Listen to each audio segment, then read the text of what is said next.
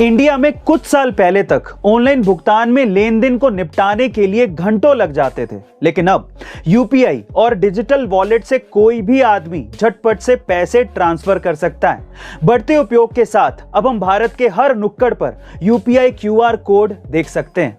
ऐसा ही एक वाकया देखने को मिला जहां पर एक भिक्षा साधक को क्यूआर कोड स्कैनर का उपयोग करते देखा गया। और मजे की बात यह है कि यह क्यूआर कोड उसके सजे हुए भैंसे के सिर पर बंधा हुआ था और एक व्यक्ति भुगतान करने के लिए अपने मोबाइल फोन पर क्यूआर कोड को स्कैन कर रहा था।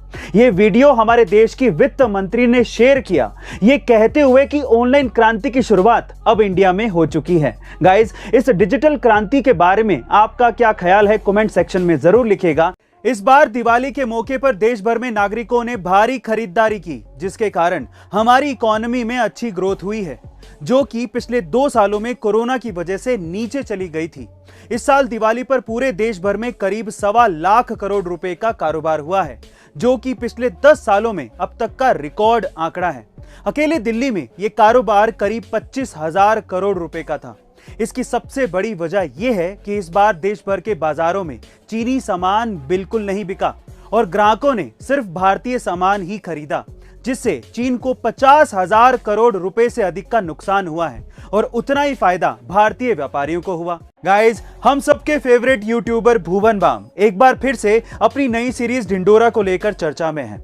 और अगर आपने गौर किया हो तो इस सीरीज के 3rd एपिसोड में एक ही फ्रेम में भुवन बाम के 5 कैरेक्टर दिखाई दे रहे हैं। और मजे की बात यह है कि उस पूरे सीन को एक ही शॉट में फिल्माया गया है।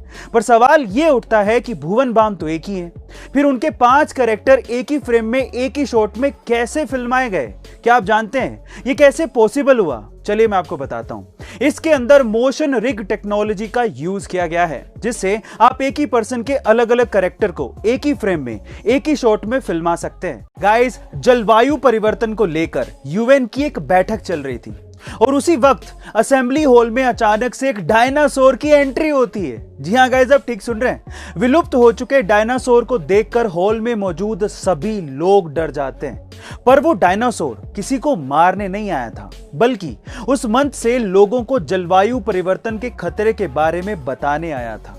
उसने अपने भाषण में कहा कि हम हजारों साल पहले विलुप्त हो गए थे, अब आप भी इसी तरह से विलुप्त होने की कगार पर हैं।